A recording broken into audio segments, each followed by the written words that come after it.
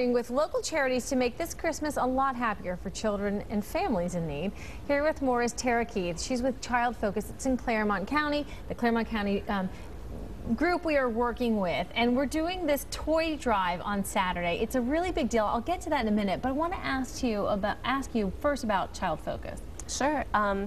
Child Focus serves over 5,000 children annually, birth all the way up to young adulthood. Our programs include services for kids birth to 6, so child care, Head Start, kindergarten enrichment. We also provide mental health services, family counseling, psychiatric services, and we also provide school and community-based services and foster care. I imagine, we've seen this a lot, that in this kind of tight economy that your need is way up. It is. We definitely have more families this year. The sponsors that we've relied on over the years are not able to do as much this year.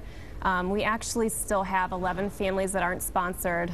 We started out the year with 90, so we've had that many sponsored, which is great. But there's still a need. It's about 30 children, infant all the way up to age 18, that still need sponsored. So all right. So what does that mean to be sponsored? Which is where our toy drive comes in, because you're going to be at the Kroger over in Eastgate, right? Yes. And so you'll be there Saturday with Brendan Keefe, who's one of my co-anchor at 5:30, and you're going to have a great time. Yes. And you're going to be collecting toys and other things, right? Yes, yes. Well, the way it works with the Giving Tree program is all the kids are sponsored and they have their wish lists for toys. And as you know, it can range from Pokemon cards to baby dolls to electronics or gift cards. But we also try and help out with basic needs as well, so clothing, shoes, socks, winter coats and hats.